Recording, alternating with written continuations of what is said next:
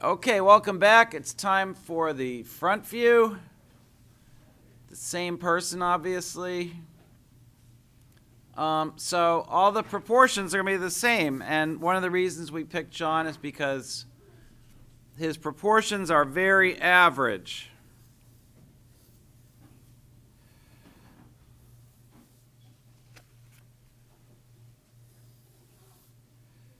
So we're going to start with a round cranium. Remember, that's the top 2/3. And then we're going to make another third down here, and we're just going to make an egg that basically follows that shape.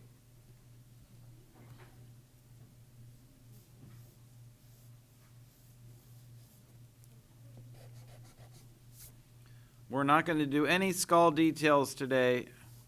And remember, this egg is not the shape of John's head. This is sort of a placeholder. It's giving us the basic proportions, but it's not the actual shape.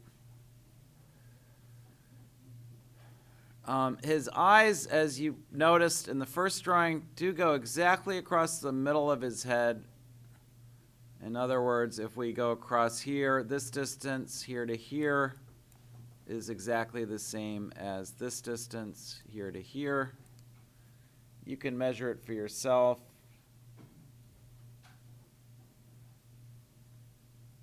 Very close to being the same.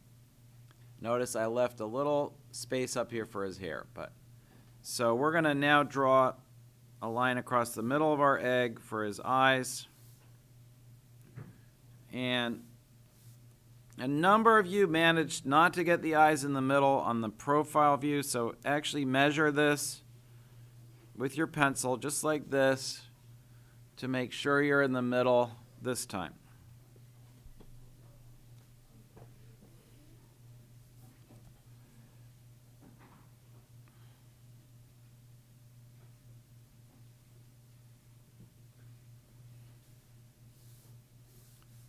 I feel like I made mine just a little bit too low.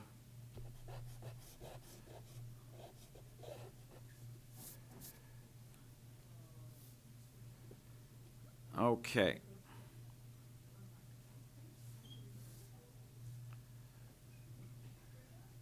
So the brow ridge is not the eyebrows.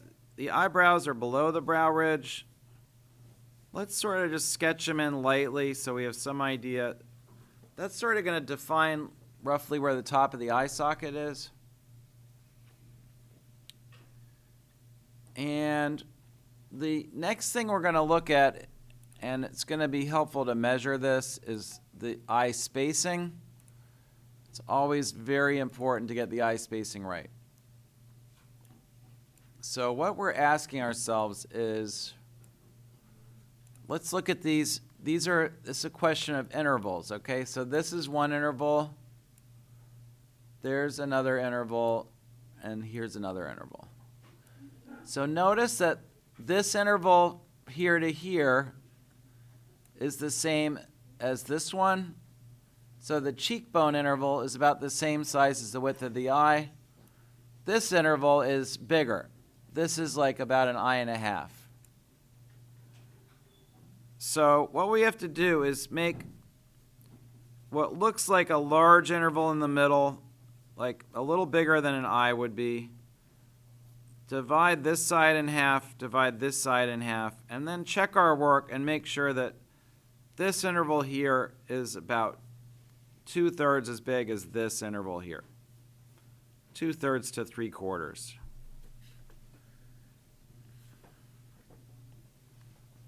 And before we worry about eye shape, we always worry about eye spacing. You can make beautifully shaped eyes, and if the spacing's wrong, it's not going to look anything like that person.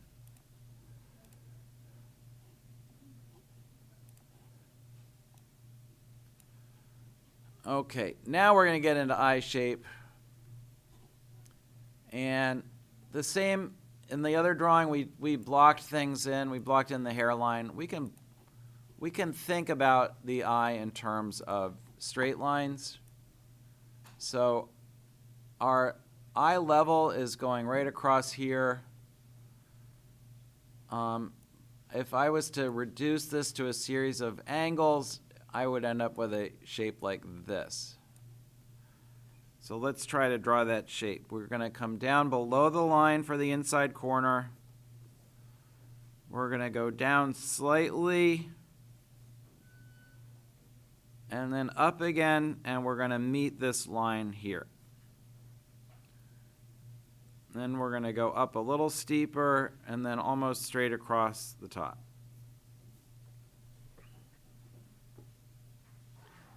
I know that seems a little abstract. Right now that we have that general shape, though, we're gonna soften these angles and end up with the actual shape of his eye. Notice that his eyelid is not a consistent width. It's thicker at the outside corner. It gets thin across the top. Then it gets slightly thicker again at the inside corner.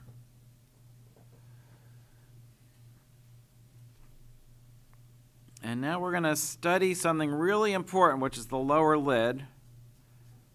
I'm going to lightly erase what I drew. So I want you to notice how much space there is between here and here. This line out here is the lash line. This line here is where the white of the eye ends. And notice that there's a big space in between. So this line that I drew faintly here is sort of where the white of the eye ends. And this line out here, which is a little darker, is the lash line. And it's important not to make the lash line too dark unless the person is indeed wearing eyeliner, which John definitely is not. Finally, it can be really useful when trying to draw the iris to look for these shapes on either side of it formed by the white of the eye. And I've always called these shapes kind of like shark teeth. Can you see what I'm talking about? It's like, so if you, instead of trying to draw the iris, if you just draw the shape of the shark tooth here and here, and you make sure that their relative sizes are accurate, then what happens is you end up with not only a nice round iris in the middle, but you end up with the gaze being directed exactly the right way. So notice I made my shark tooth on the left a little small, so I'm going to make it a little bit bigger like that. And that's the iris, and the pupil, as we've said, is centered on the iris like that.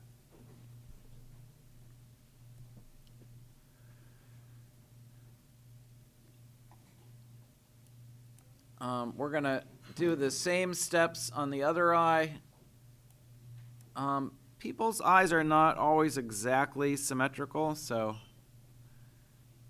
don't just blindly copy what you did before. There's some very slight differences.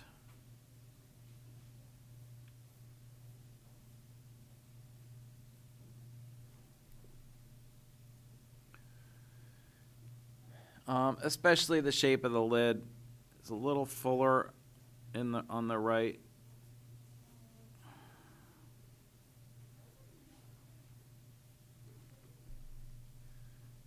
And there's this double line, lash line, and the white of the eye line, and the shark teeth.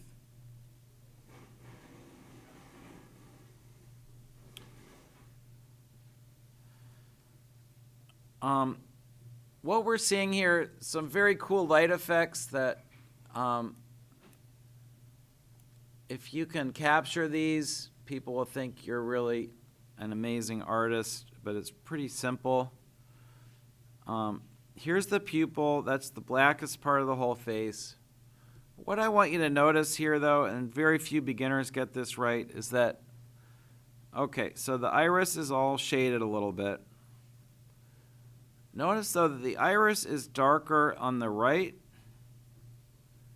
and it's lighter on the left. It's darker up above the pupil. And then the white of the eye here is darker than the iris. And that really, beginners always miss that effect because they really hate to shade the white of the eye, as I was saying. But can everyone see what I'm talking about? This is actually lighter than this. And if you get that effect in your drawing, it's going to give your eyes that kind of jewel-like realism that people usually admire in art. It's less obvious on this eye. Okay, eyebrows. Just sketch them in and do a quick first shading on the eyebrows.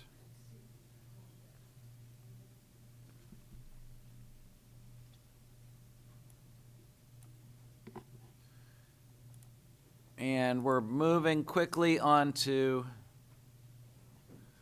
the nose. So our first step is establish the nose's width in relation to the eyes. Remember, the nose is usually about as wide as the space between the eyes, and that's pretty much what we're seeing here.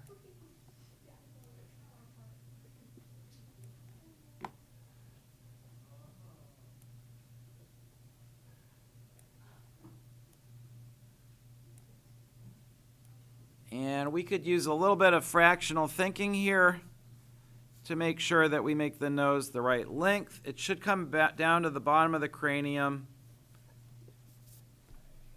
And notice that this rectangle is about 25% taller than a square.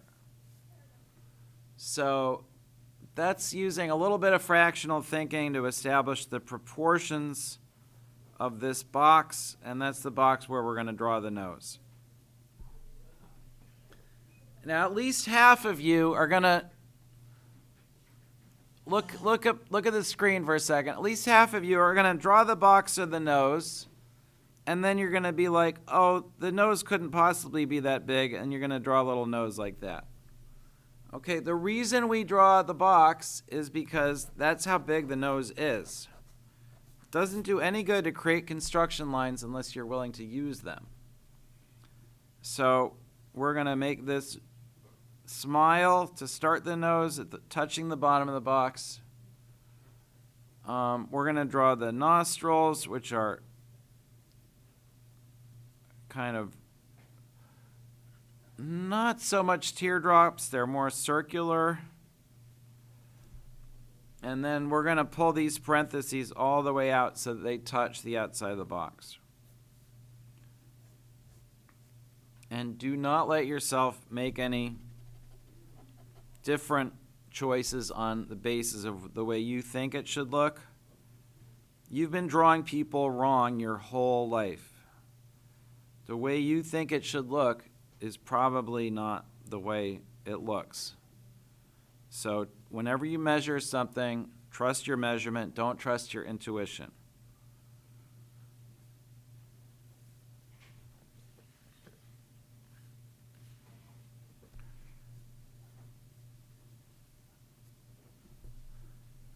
Notice that these parentheses come about halfway up the square that I drew for the bottom part of that box. So another mistake people make is they make these parentheses way too small, and that looks kind of silly. As I go here, you notice I did a little shadow map. I'm going to throw a little first shading in just because it's going to give me a little sense of the volume of the nose. It would have been smart to erase my construction lines first.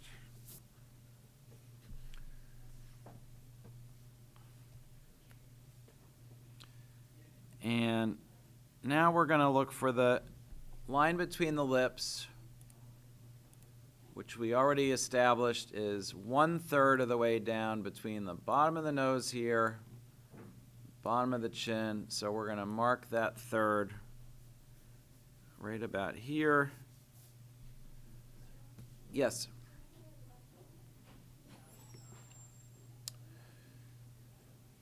And we're going to start the mouth with a big shallow curve, smile curve like that.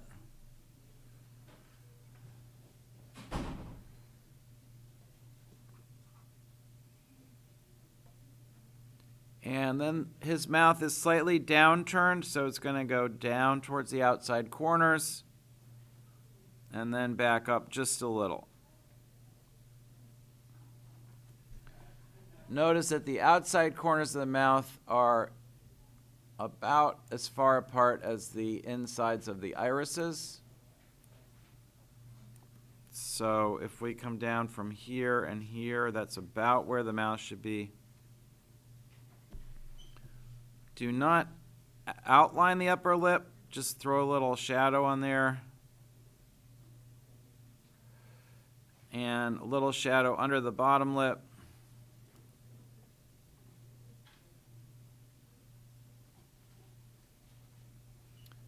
And now I'm going to zoom out a little.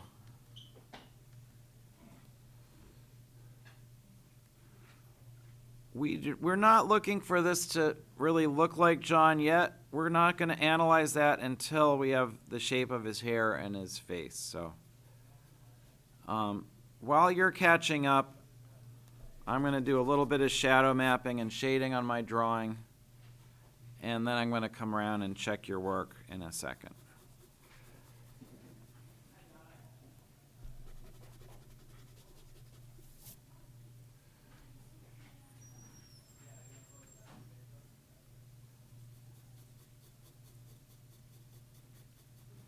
But remember, this is not the shape of his face. Obviously, this is a placeholder, and we're going to get into that in just a second.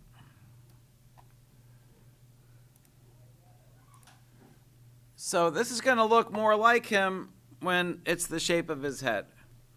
So we've got cheekbones, this gentle curve just below eye level on the left and on the right. And we've got the chin, which is centered under the mouth. It's kind of a broad curve. It's almost as wide as his mouth.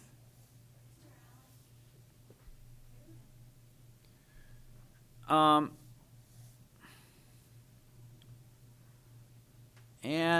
the most important thing that I really don't want you to screw up is the angle of the jaw. Always try to establish where does the jaw turn. So here's this angle, and here's this angle, and his jaw turns pretty high on his face, but still below the corners of his mouth. You see that? So we're going to come down past the corners of the mouth this way, and then we're going to change direction and go towards the chin like that.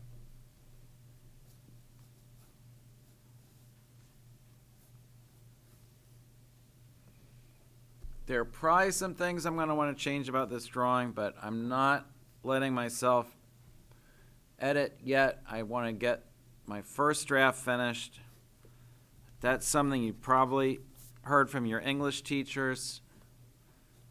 You don't want to be the kind of drawer, you know how some people when they're writing a paper, they just type a few words and then they backspace them out and like try again, and they're never quite right and they never get past the first paragraph. You want to just go ahead and write a first draft and then maybe take a break, eat a Pop-Tart or something, and then you want to take another look at it. Same thing with drawing. You want to do a first draft of your portrait, take a little break, and then assess, the ways in which it might need to change. So the neck is just a little narrower than the angles of the jaw. The bottom of the ear is level with the bottom of the nose. Top of the ear, level with the top of the eye.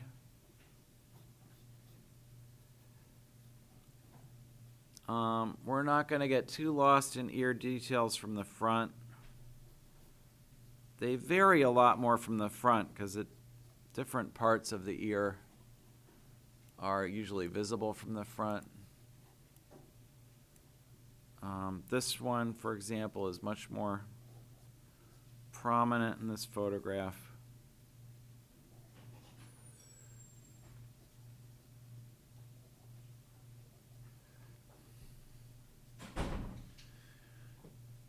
And let me zoom out a little so I can see what's going on with the hair. So we've got these locks kind of covering the forehead, and I'm gonna block this in. I'm not gonna block it in on the photograph. You're just gonna have to follow. This actually is pretty much a perfect half circle. So I'm just gonna draw the curve.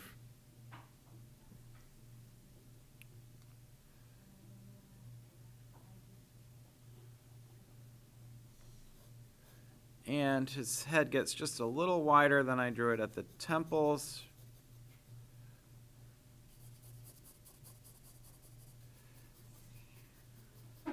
First shading again.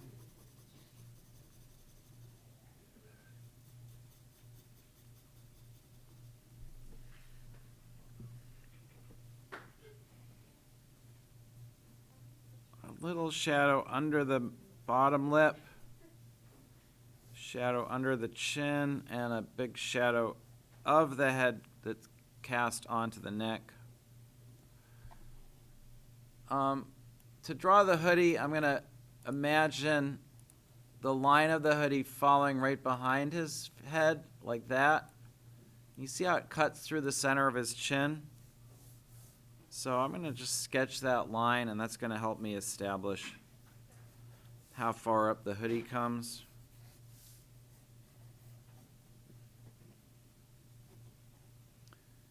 And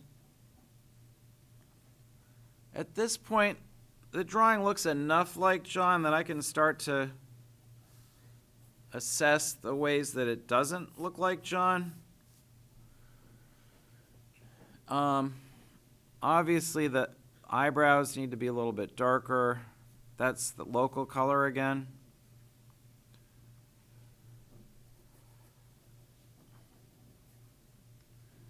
And notice in my drawing that his nose looks kind of flat. That's really just a shading issue.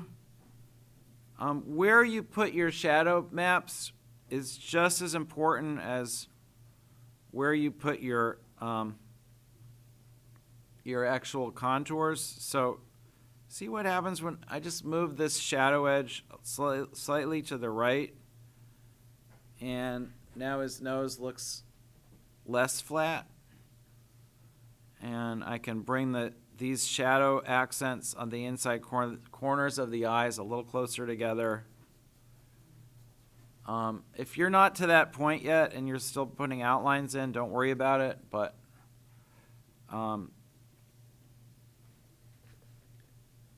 shading is really a lot like sculpting. By moving the placement of shadow shapes, you're actually implying that forms are either projecting further or not as far from the face. So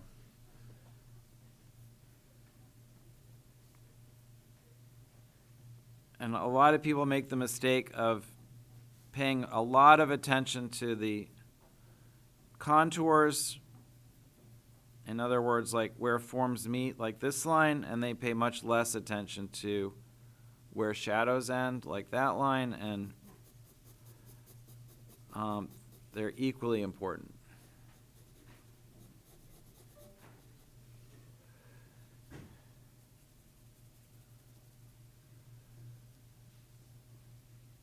So we only have 3 minutes, but I'm going to ask you to just work right up to the bell and leave your drawings up. I'll come around and collect them.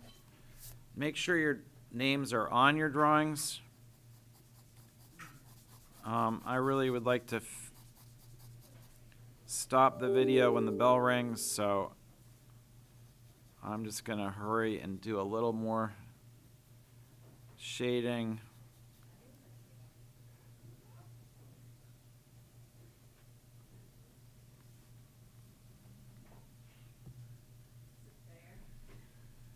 And you can see I gave him a little too much width in his face. Look what a difference it's going to make just to take off. I'm taking off about 1/8 of an inch on both sides, and he just lost like 30 pounds.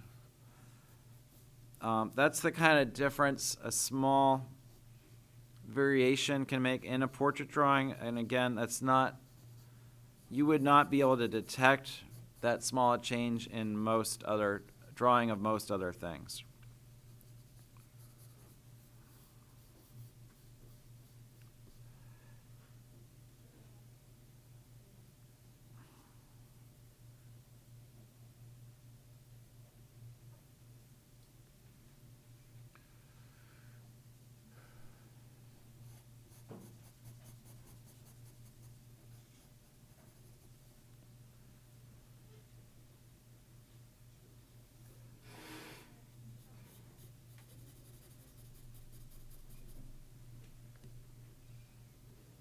And again, our final step in any drawing is going to be halftones. Look how lightly I'm going to put this in, maybe a little darkening here and a little darkening under the cheekbone, but barely touching the paper for those halftones.